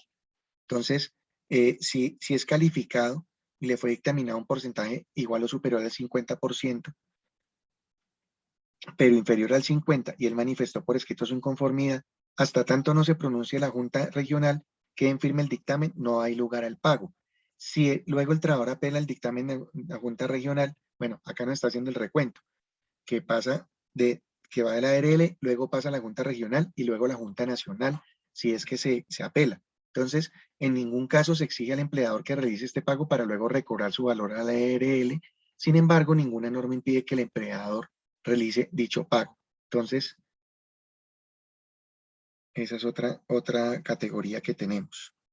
Hay otra indemnización por incapacidad permanente parcial. Aquí hablan del derecho a la reubicación laboral del trabajador dependiente. Entonces, el empleador está obligado a reubicar al trabajador. Es decir, como entre el 5 y el 49% no nos pensiona, ¿sí? Por invalidez. Entonces, ¿qué pasa? Pues seguimos trabajando, o sea, tenemos ese porcentaje, pero igual seguimos contratados por la empresa y trabajando. Entonces, aquí es importante que debe tener un cargo igual o de mejores condiciones al que tenía y tenerse presente que ordinariamente la pérdida de capacidad puede aparejar ciertas limitaciones para el desempeño de sus funciones. Entonces, esta incapacidad permanente parcial no es causal de despido, como sí lo es la pensión. Entonces, generalmente lo que hace es que ocasiona la estabilidad ocupacional reforzada del trabajador, que de acuerdo a lo que hemos aprendido, pues por el hecho de uno estar enfermo no lo pueden despedir, y pues hay una controversia ahí entre la Corte Suprema de Justicia y la Corte Constitucional en si es a partir del 15% o no. Lo cierto es que ahí pues eso hace parte de la lucha de nosotros como trabajadores, y también vale la pena manifestar que producto de la nefasta circular que emitió esta exministra de Trabajo, se me olvidó el nombre de ella, que empezó en el gobierno Duque, Alicia Arango, pues obviamente también deja abierta la posibilidad de que el empleador utilice ese mecanismo para demostrar que no tiene dónde sentar a la persona y se logre el despido. ¿Ah? Entonces, por eso también en su momento y todavía seguimos luchando para que se derogue esa circular. Bueno, la pensión, como lo manifestaba, pues tiene que ver con el proceso en el que a la persona se le califica con un porcentaje mayor al 50%. El procedimiento, pues, básicamente, nosotros ya lo habíamos visto, ¿sí? Recordemos que empieza en la EPS y luego después de la EPS, dependiendo de los dictámenes que se den, pues puede quedar en firme o puede llegar a una junta regional y luego una junta nacional, solamente para que digan de dónde es el origen. Y después, dependiendo de dónde quedó, si fue común o laboral, pues entonces empieza el proceso para la calificación. Como acá estamos en el aspecto laboral, vamos a considerar que la enfermedad es de origen laboral. Por consiguiente, la ARL es la que va a atender en ese dictamen en firme, va a atender a la persona para, pues, en su proceso. Entonces, la ARL inicia el proceso de calificación y le va a decir qué porcentaje obtiene. Si la persona no está de acuerdo, pues entonces trasciende a la Junta Regional, y lo mismo, si no está de acuerdo, pues trasciende a la Junta Nacional, para que lo tengamos en cuenta. Bueno, los efectos, si solo la calificación igual o superior al 50%, pues le da la situación a la persona de invalidez. Si es inferior al 50, pero igual o superior al 5, pues estamos hablando de una incapacidad permanente parcial. Entonces hay una indemnización. Bueno. Acá nos habla de que la única condición legal pues es que haya un accidente de trabajo o una enfermedad laboral. Ahí no hay tema de semanas de cotización ni nada de eso. Entonces, para que sea reconocida, ¿no?, la pensión no se exige al trabajador que se encuentra afiliado.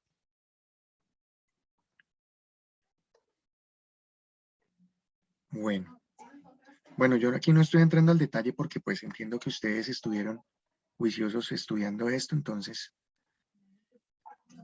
con el monto de la pensión, pues es diferente dependiendo de la pérdida de capacidad laboral. Si supera el 50%, es inferior, o sea, cuando la invalidez es superior al 50, pero inferior al 66, será equivalente al 60% del ingreso base de liquidación. Y cuando supera el 66, la pensión de invalidez será equivalente al 75% del ingreso base de liquidación.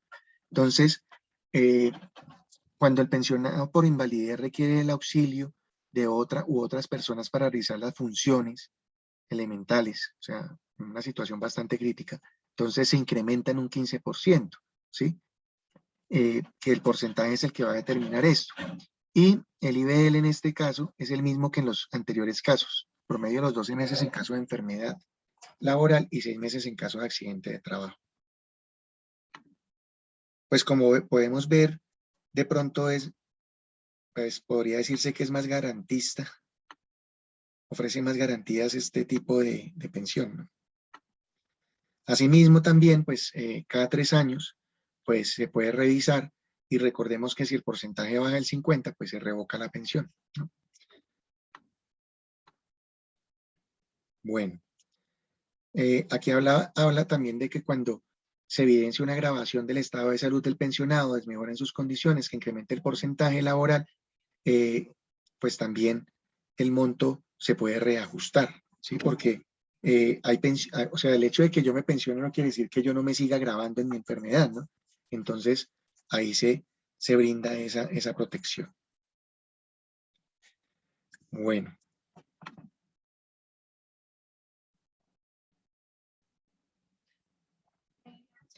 En cuanto a la pensión de sobrevivencia de origen laboral,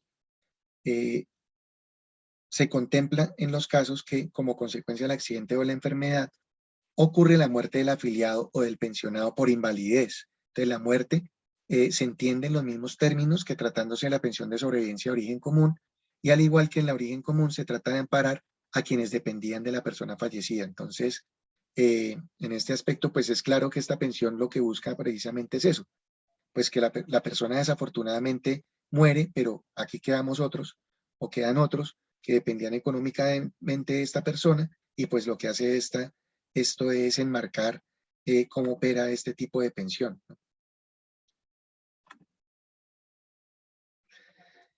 El auxilio funerario, pues es la prestación económica que se regula dentro del sistema y de pensiones y el de riesgos laborales. Entonces, si la persona fallece, quien demuestra haber pagado los gastos de entierro del fallecido, pues se le reconoce en un único pago los costos de entierro, sin que pueda ser inferior a 5 salarios mínimos legales mensuales vigentes ni superior a 10 salarios.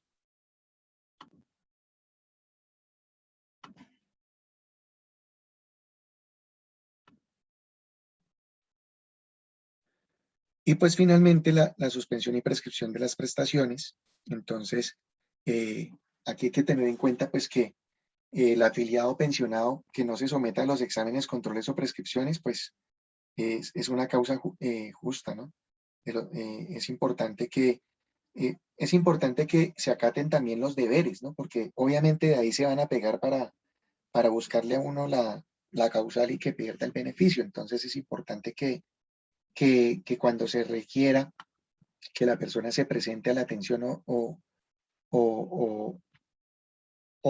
se le solicite que tenga exámenes, pues que la persona asista y pues no se niegue a hacerlo porque si no va a perder el beneficio. Entonces, compañeros, pues básicamente eso en cuanto al módulo 11. Ya prácticamente terminando el curso, pues llegamos acá al módulo 12. En este módulo, pues el foro de participación no hay un foro de participación como para que lo tengan en cuenta y no se afanen, no lo ven. Aquí hay una actividad para realizar. Por ahí levantó la mano Claudia. Sigue. Yo pregunto mucho, ¿cierto, Carlos? No, tranquila. Pero es que esa semana me corchaban con una pregunta. No sé, yo sí como que escucho algo cuando una persona tiene deudas con las entidades financieras, así deudas pues como tal, cuando la persona se pensiona, esas deudas mueren, pero es pensión por invalidez o una pensión por vejez, o cómo es que funciona eso, porque creo que alguna vez lo escuché, pero realmente me corcharon con la pregunta. Pues a mí también me cortaste. Ah, bueno, no soy la única, somos dos, bienvenido al club. Sí, no, pues ahí creo que te digo, pues cuando uno no sabe, pues pregunta, como decía un amigo. Lo importante no es saber, sino tener amigos. Ah, Entonces no, yo eso me es iría con verdad, la ahí nos pregunta. despejamos, ahí entre todos nos despejamos la duda. Vamos a averiguar y nos complementamos. Sí, si alguien aquí tiene la información, pues obviamente, bienvenido. Claudia, qué pena, ¿cómo fue la pregunta que usted hizo? O sea, Hola, que Polla. si uno No, se muere, le condonan las deudas, ¿cierto? sí, o Pero sea, las deudas que no, tiene, ¿en qué sentido? ¿En no, créditos o qué? no, por muerte, pues por muerte, uno sí cuando fallece, uno sí las deudas mueren con uno, dependiendo de cómo estén establecidos los créditos. Pero en este caso, me preguntaron si una persona cuando se pensiona, las deudas como que también son condonadas. Es que yo sí conocí el caso de una niña que trabajó de Sodexo para el banco y ella la pensionaron, creo que por invalidez, pero no estoy segura. Y ella sí me contó, pues muy contenta, que le habían perdonado la deuda hipotecaria que tenía con el Fondo Nacional del Ahorro. Pero la verdad no me di a la tarea de preguntarle en su momento cómo había sido el proceso. Y esta semana me preguntó un cliente eso, pero o sea, realmente no supe cómo contestar. Yo le dije, no, creo que sí funciona, pero realmente no sé a profundidad cómo es el proceso o en qué caso sí aplica. Porque yo sé en cuanto a los créditos que uno tiene, pues cualquier crédito, ¿no? De consumo, libre inversión, hasta los créditos hipotecarios que uno tiene como trabajador. Pues uno hay unas pólizas, ¿no? Unas pólizas de que uno firma al inicio y que pues en cuanto a los clientes con los créditos pues tienen que pagarlas. pues si la persona muere, la póliza asume la deuda ante la entidad, en este caso ante el banco, la deuda que tiene. Pero pues no sé, pues respecto a otro tema, yo me acuerdo que antes, pero hablo ya de años, eso pasaba, que la persona se moría con las deudas, pero a mí me parece que eso cambió. Ahí fue donde estipularon las famosas pólizas obligatorias en los créditos y en todo, pues para que uno pague en vida esa póliza y si uno le llega a morir, pues cubra la póliza. Ya una persona que tome un crédito, por ejemplo, ¿no? Y se muera a los días, pues de mala la aseguradora le tocó asumir, porque pues el cliente no alcanzó a pagar mucha plata por la póliza, pero le toca asumir. Pienso yo, no sé si eso ha cambiado o no. Porque de las que tú hablas son las pólizas patronales, las que uno tiene obviamente cuando pues cierto, por ser empleada, que son las pólizas patronales. Pero en este caso, si una persona, por ejemplo, yo con 30 años, bueno, sí, súper polla, wow, me llego a pensionar por invalidez, cosa que pues cierto, o sea, estoy chureca, pues me Todavía puede pensionan por chicanear con invalidez. la... Todavía, ya voy entrando, o sea, voy entrando en el tercer piso. En este caso, entonces, o sea, mis deudas también, o sea, se condonan por el hecho de yo estar pensionada por invalidez, no porque me haya muerto, porque aún no me he muerto, pero sí, si llego a pensionarme por invalidez. Esa era como que la duda del cliente. Ujú. Buenas Bueno, noches, compañero. John está levantando la mano. Hago un pequeño aporte ¿Quién sobre el está caso. hablando? John. Sergio Madera. Ah, Sergio. Y John ahorita tiene la mano levantada. Entonces va Sí. Sergio y luego John. Ok. Vale. Bueno, en el caso de esas pólizas depende, hay que leer muy bien la póliza. Normalmente esas pólizas cubren fallecimiento e incapacidad permanente. Normalmente las pólizas cuando supera el 51% de invalidez. O sea, si pensiona a una persona, pues lo más normal es que haya pasado ese porcentaje y obviamente la póliza de deudores cubre la deuda que tenga en el momento. Pero habría que analizar cada póliza porque cada póliza es diferente. Hay entidades donde la póliza o el cliente decide no tomar la póliza y la deuda, aún después de fallecido, la hereda el cónyuge. Entonces, antes de firmar un crédito, será bien exactamente qué cubre la póliza y hasta dónde cubre la póliza. Por eso muchas veces cuando la persona sale pensionada por invalidez, el crédito también queda condonado inmediatamente.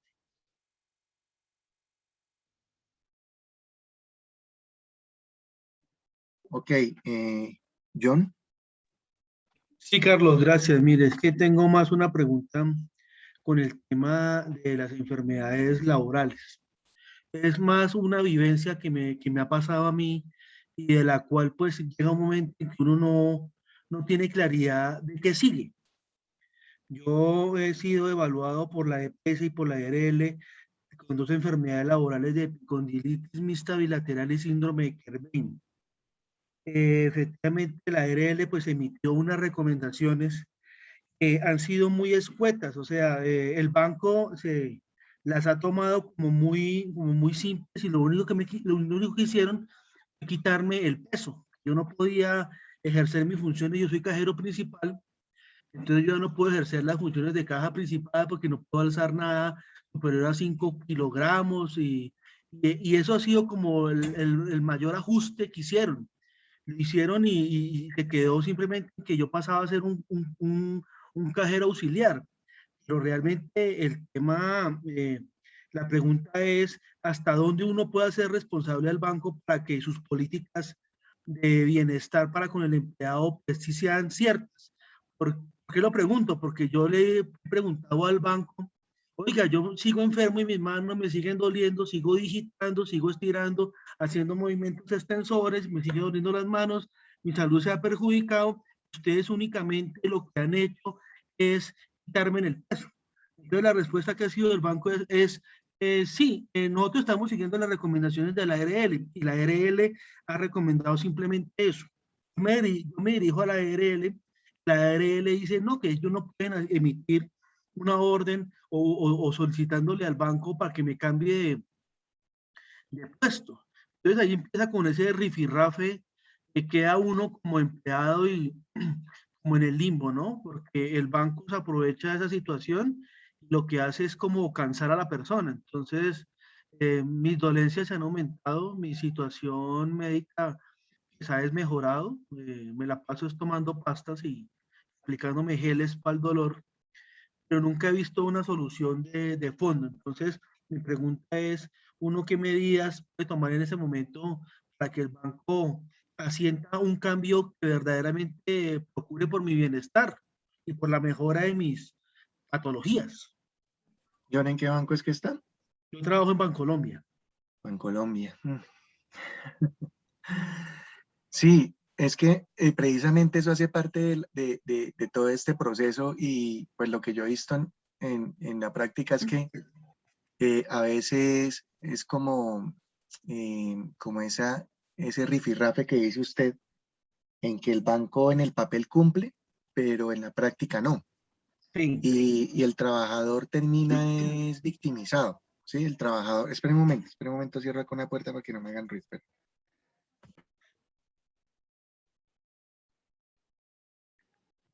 Entonces, el trabajador termina revictimizado. Entonces, le emiten las recomendaciones y pues es esa actitud de la empresa de que yo no tengo dónde sentarlo, yo no tengo que ponerlo a hacer.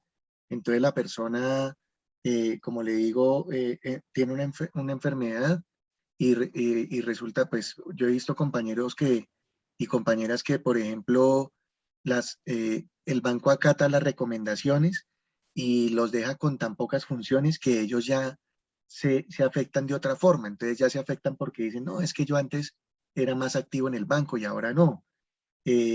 Antes yo hacía más funciones y ahora entonces solamente me pusieron 2 o 3 funciones. Y el banco le dice, pero yo estoy cumpliendo, no quería que cumpliera.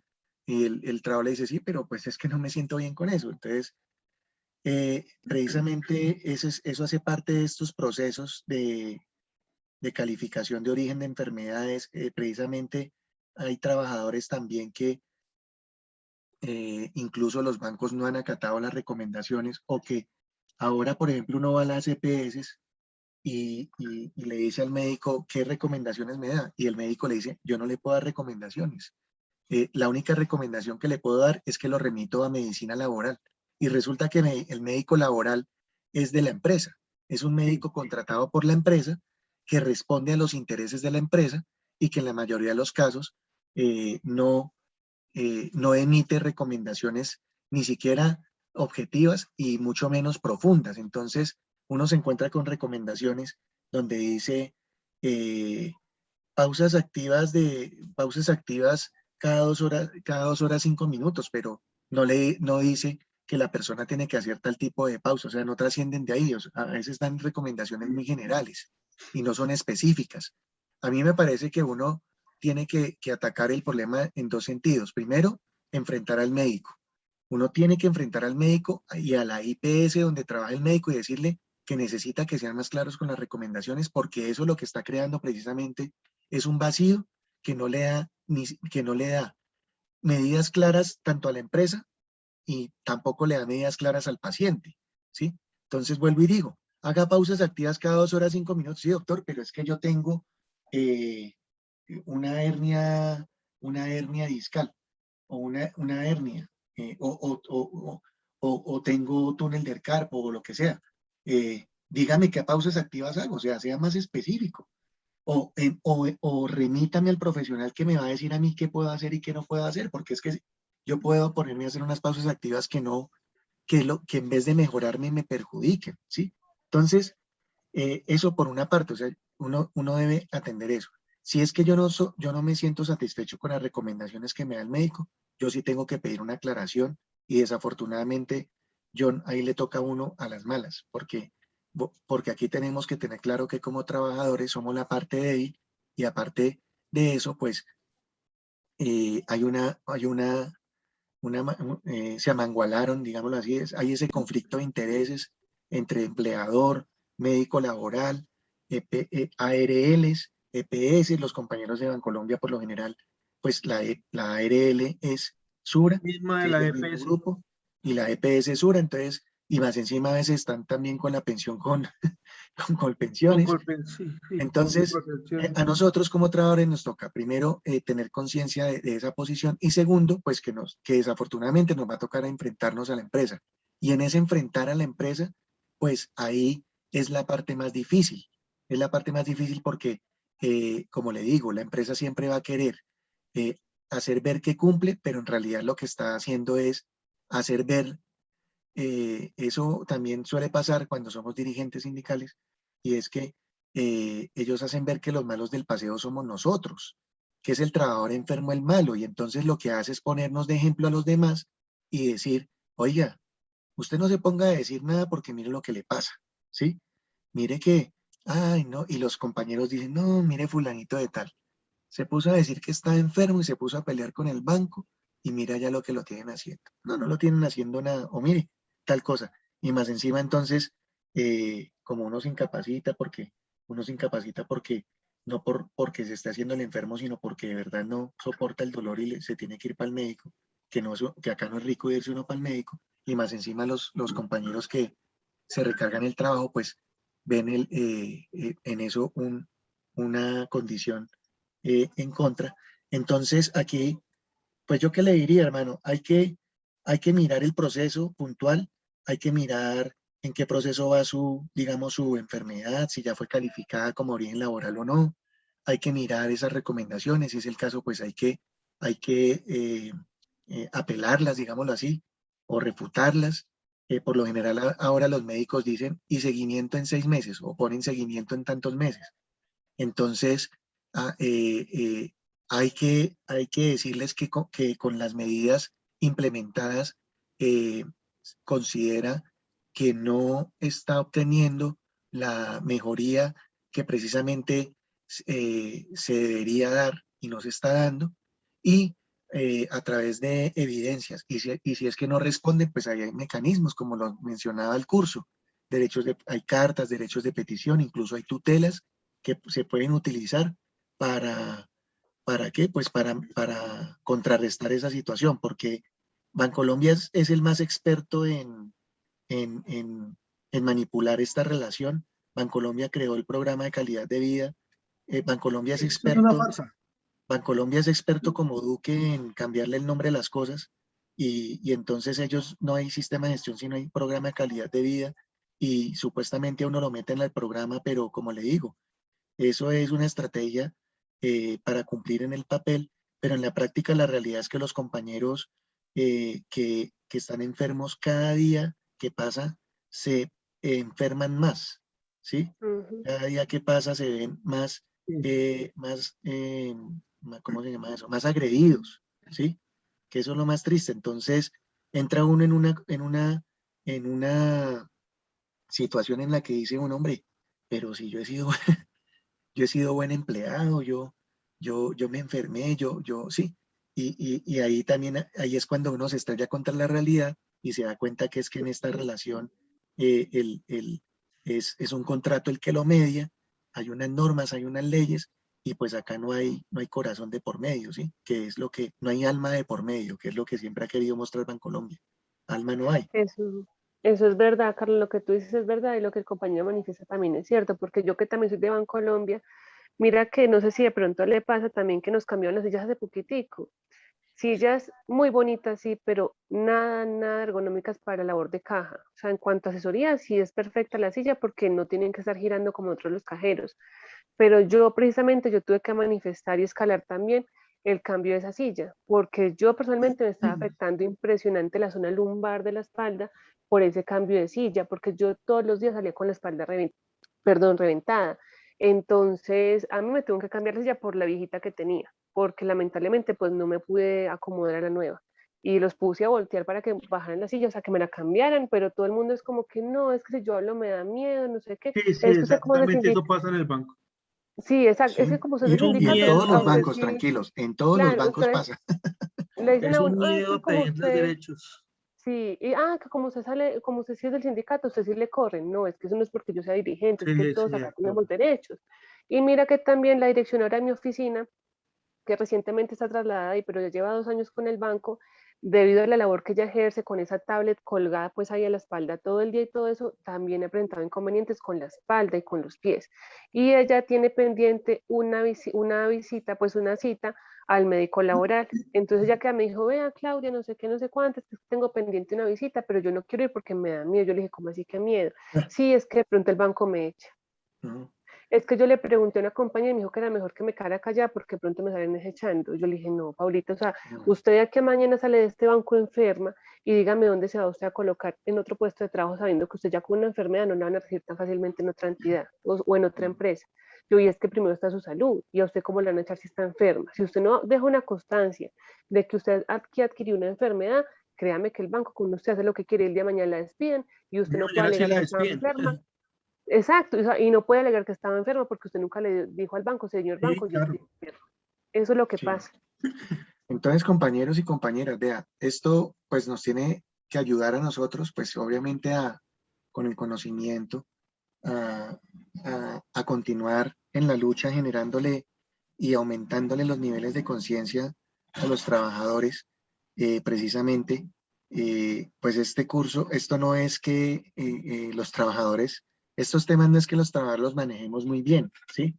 Entonces, por lo general, se quedan en esos aspectos, en que, o sea, nos han quitado tanto, incluso nuestra persona, que evitamos ir al médico, que evitamos, que evitamos u omitimos preocuparnos por nosotros mismos. Y pues eso es importante que uno constantemente le esté diciendo a la gente, pues que se valore, que se quiera, que primero es uno, ¿sí? Que primero es uno, porque es que precisamente este sistema pues también nos ha llevado a eso, a que el último es uno, ¿sí? Entonces yo no tengo tiempo para mí porque tengo tanto trabajo que no, ¿sí? Y precisamente también ha creado ese temor de que uno pues priorice las cosas y en un momento dado crean ese miedo de que si uno va a exigir lo que es obvio, pues entonces ya lo van a empezar a uno a mirar con otra cara y va a terminar más perjudicado. Y con esos casos puntuales lo que hacen es eso, enviar un mensaje y decirle a la gente, pilas hermano, usted no se meta en esto porque mire lo que le puede pasar. Y pues desafortunadamente los pocos valientes que estamos ahí, pues somos los que nos enfrentamos y en un momento dado a veces terminamos más afectados que cuando iniciamos. Aquí tenemos que crear una red, primero de conciencia, segundo de pedagogía y tercero, entre nosotros apoyarnos mucho, ¿sí? Y también estar constantemente, no es que uno empiece a crear lástima ni eso, pero sí empezar a decirle a la gente, oiga, es que uno no se enferma porque quiere, uno no se incapacita porque quiere. Incluso es el discurso de los bancos. A nosotros muchas veces nos han hablado y nos han dicho, oye, qué curioso. El banco habla del ausentismo así, ¿no? Qué curioso, es que los mayores días de ausentismo son o los viernes o los martes después de festivo. Y esos son los discursos que manejan las administraciones y eso es lo que precisamente crea esta situación que se presenta. Entonces, yo le diría a John, pues que cualquier cosita a la orden, si necesita apoyo en torno al tema, pues para mirar el caso más puntual. Y pues cerraría con lo que tiene que ver con la actividad final, para que ustedes tengan en cuenta que ahí se plantean dos casos, cada uno tiene sus particularidades e implicaciones, y pues ahí básicamente lo que hay que hacer es elegir uno de los dos casos y realizar una acción jurídica. Entonces ahí están diciendo que puede ser una acción de tutela o un derecho de petición, que dé respuesta oportuna y adecuada al caso concreto. Entonces, esa es la actividad final para que ustedes lo tengan en cuenta, para que pues le dediquen el tiempo necesario a la actividad y pues para que puedan cumplir con el cierre óptimo del curso. Pues de mi parte, pues yo los felicito a todos y a todas el esfuerzo que han tenido para con el curso. En cuanto a, o sea, aquí el compromiso no ha sido con la Redal ni conmigo, sino con cada uno, porque aquí, eh, aquí el que más sale beneficiado de estos cursos, pues es a nivel personal. Acá lo importante es que no nos quedemos con la información que nos han dado en estos cursos, sino que la utilicemos precisamente para decirle a la gente, venga, acá estamos, acá lo queremos apoyar. Vuelvo y digo, si uno no sabe porque uno no sabe, entonces uno va y busca a alguien que sepa y lo apoya para que la persona pues entienda que la organización sindical UNEP pues le puede brindar ese tipo de asesorías y que principalmente los trabajadores tengan en la organización un apoyo. Y también aquí la otra gran lucha es decirles que no esperen a que pasen las cosas, que acá hay una forma de prevenir que las cosas pasen y que en el transcurso de la relación laboral, pues que aquí lo que importa es no romantizar la relación, que eso es lo que nos han, pues yo lo digo así, eso es lo que nos han enseñado, que acá todo es color de rosa y mi banco, uno dice es que mi banco, no, el banco no es suyo. Acá usted está cumpliendo unas funciones, téngalas claras y bases en eso. Y pues acá no se trata de que usted se ponga a pelear con todo el mundo, pero que sí por lo menos exija sus derechos y luche por ellos, porque precisamente si no lo hacemos, pues ahí es cuando nos vemos vulnerados y terminamos enfermos o terminamos afectados y después, como quien dice, ya nadie nos respeta ni nos apoya. Entonces, eso era, compañeros y compañeras, la charla de hoy, la reunión de hoy. No sé si alguien tenga algo que decir ya para despedirnos y si no, pues damos por cerrado la clase.